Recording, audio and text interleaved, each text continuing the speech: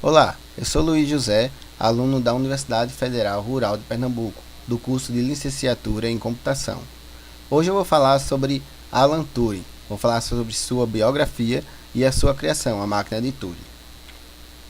O nome completo dele era Alison Madison Turing, nascido em 23 de junho de 1912 e faleceu no dia 7 de junho de 1954, aos 41 anos. Alan Turing ele foi um matemático, lógico, criptoanalista e cientista da computação. Ele foi o pioneiro no que se diz do pensamento computacional e por isso também é considerado o pai da computação. Foi ele então quem criou o conceito do primeiro computador, que foi chamado de máquina de Turing. Aqui nós temos apenas uma ilustração do que seria a máquina de Turing, pois ela nunca foi construída de fato. Ela é apenas utilizada como um conceito teórico. E como funciona a máquina de Turing? Veja só, a máquina funciona de maneira diferente conforme os dados são inseridos. A máquina possui uma fita dividida em células com símbolos que a máquina vai interpretar, e assim ela vai poder inserir ou remover símbolos e avançar ou retroceder. O alfabeto, no caso, os símbolos que vão possuir aquela máquina, certo? Possui um símbolo especial, que é considerado branco, e um ou mais símbolos adicionais que vão fazer todas as ações. A máquina possui um cabeçote que pode ler ou escrever símbolo na fita e mover para a direita ou para a esquerda. Temos também um registrador de estados, que armazena o estado da máquina, e uma tabela com as funções de transição para dizer qual símbolo ou ação ele fará.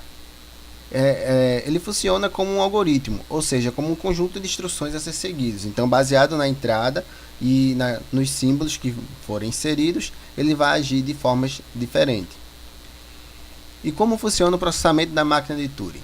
O processamento da máquina de Turing consiste em uma sequência de passos que trabalham da seguinte forma. Primeiro, observar o símbolo corrente da fita, aquele que o cabeçote está posicionado no momento. Ele vai escrever um símbolo nesta célula da fita, mover o cabeçote para a esquerda ou para a direita e mudar o estado corrente. A ação exata a ser executada é determinada por um programa, que no caso são as funções de transição, e que comunica à unidade de controle o que deve ser feito com base na configuração do estado mais o símbolo que está na fita no momento em que a máquina se encontra. Aqui nós temos uma representação da máquina de Turing. Nós temos então o que indica o estado inicial, ou seja, essa setinha que vocês podem ver aí, certo? E temos então o primeiro estado, que é chamado aí de S0. Esse é o estado inicial para que a máquina possa processar a partir de uma determinada entrada de dados. Temos então, sempre de um estado para outro, nós vamos ter esses seguintes símbolos. O primeiro símbolo aqui, o A1, é o símbolo que vai ser lido na fita. O símbolo A2 é o símbolo que vai ser gravado na fita. E o M é o sentido do movimento, ou seja, se a fita o cabeçote vai para a direita ou para a esquerda da fita. E, por fim, nós temos o estado final. Sempre que uma entrada é aceita, no caso, todos os símbolos que estão ali está pertinente ao conceito daquela máquina, ele vai ser levado ao estado final da máquina de Turing, indicando que aquela sequência está correta. Nós temos aqui então a definição formal da máquina de Turing. Então nós temos essa seguinte gama de símbolos que significam, primeiro, o alfabeto. No caso, o alfabeto são todos os símbolos que compõem a entrada da sua máquina de Turing. O conjunto de estados, cada estado então vai ter uma ação diferente para cada símbolo. Nós temos as funções de transições, que no caso vai determinar o que aqueles estados, aquele símbolo lido vai fazer. O estado inicial, que é chamado de Q0, no caso o primeiro estado para que a máquina inicie. O F, que são os estados finais, que significa que se ele chegar até o estado final, aquela entrada de dados está correta. O V, que são os símbolos auxiliares, no caso que compõem o nosso alfabeto. O B, que é o símbolo branco, que no caso significa o fim da nossa fita, certo? E o símbolo que indica o início da fita, que é a seta. Nós temos aqui, então, um exemplo da máquina de Turing. Então, veja só, nós temos aqui 0 elevado a n, 1 elevado a n, n maior que 0. Então, ou seja, eu quero que a minha entrada de dados tenha uma quantidade de n de zeros seguida pela mesma quantidade n de uns, certo? Então, nós temos aqui um exemplo de uma entrada, que é a entrada 0011, ou seja, no final, essa máquina tem que ser aceita porque temos aí a quantidade de zeros e a mesma quantidade de uns seguidas após o zero. Então, como funciona a leitura? Nós estamos aqui, então, primeiro no estado inicial, no caso, na seta, eu chamei aí, então, de QSeta, certo? E abaixo, como vocês podem ver, nós temos as tabelas de transições. No caso aí, temos a tabela de transições.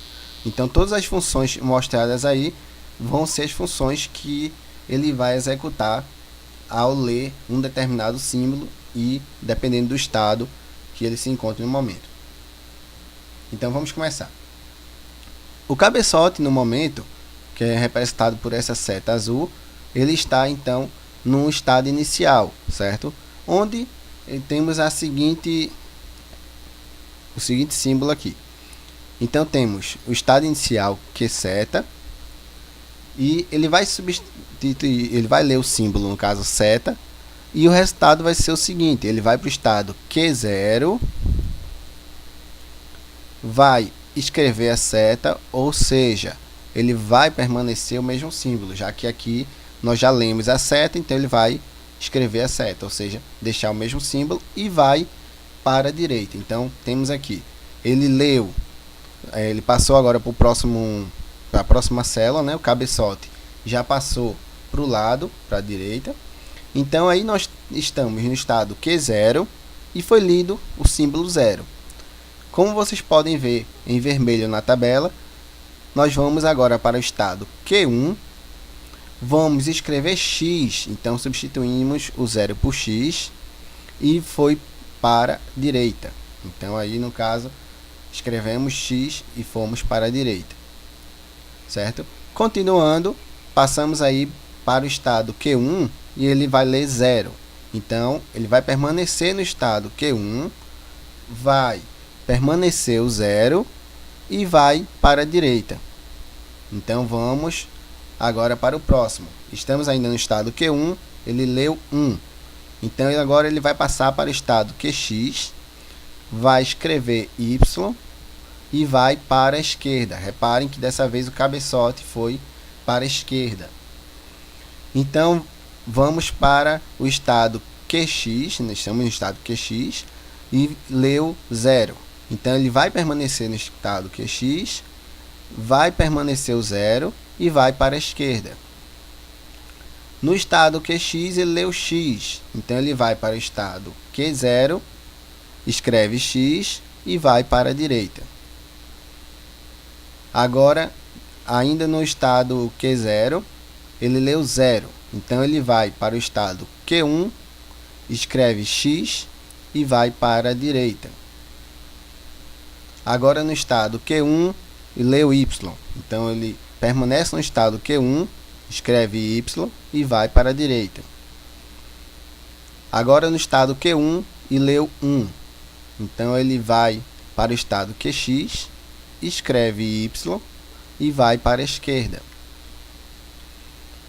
Agora, no estado QX, leu y, então ele permanece no estado QX, escreveu y e foi para a esquerda. Agora, no estado QX, ele leu x, então ele vai para o estado Q0, escreveu x e vai para a direita. Agora, no estado Q0, ele leu y, então ele vai para o estado QB, o estado branco, escreve y e vai para a direita. Agora, no estado em branco, ele leu y, então permanece no estado em branco, escreve y e foi para a direita. Agora, no estado em branco, ele leu branco, então ele vai para o estado final, escreve o branco e vai para a direita. Neste caso, a palavra foi aceita.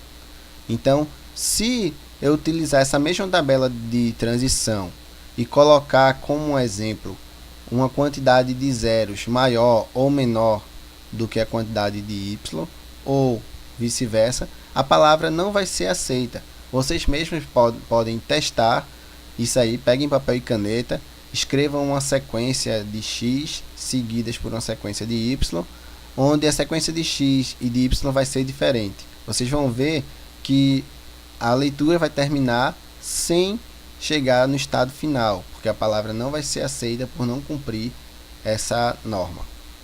Mas onde eu encontro essa tabela de transição? Como eu faço para testar, criar uma máquina de Turing? No caso, a máquina de Turing pode ser criada através de um autômato. No caso, esse autômato daqui é o que representa todas as transições que fizemos agora há pouco. Então, todas aquelas funções de transições foram retiradas desse autômato, certo? Como vocês podem ver, todas as ações estão sendo mostradas aqui. Por exemplo, nós temos aqui o nosso estado inicial, certo? Onde ele leu seta, escreveu seta, foi para a direita, foi para o estado Q0. Então, a partir do estado Q0, então ele tem que vir uma sequência de 0 para vir uma sequência de 1s.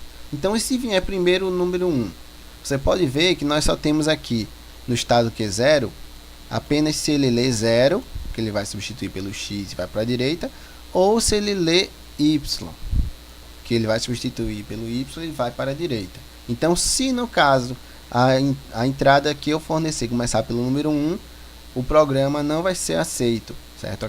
Aquela entrada de dados não será aceita, porque não vai agir da maneira que a máquina foi criada, certo? A função para a qual ela foi criada. Então, tudo isso foi o que tornou o processo da criação dos computadores de hoje possível. Ele segue todo esse mesmo conceito, certo? Mas aí vem a pergunta que muita gente se faz: qual é a diferença da máquina de Turing para as máquinas de hoje? A principal diferença é que a máquina de Turing ela é feita de maneira simples, com fita, papel e marcador. E hoje as máquinas que utilizamos têm uma tecnologia bem mais sofisticada, com circuitos eletrônicos. Embora a separação, a diferença aí pareça ser clara em questão de tecnologias, vocês podem ver que nós temos uma diferença bem grande na tecnologia, mas não no seu conceito, na sua criação, na sua utilização, certo? Como eu falei, nós temos o mesmo sentido de algoritmo, certo? Então, da mesma maneira que você segue uma série de passos no algoritmo, a máquina de Turing vai seguir uma série de passos também para verificar determinado conceito, determinada entrada naquela fita, certo? Espero que vocês tenham gostado dessa explicação, certo? Por favor, deixem aí o like se gostarem, podem colocar opiniões também e podemos iniciar também um belo debate aqui nos comentários. Muito obrigado a todos.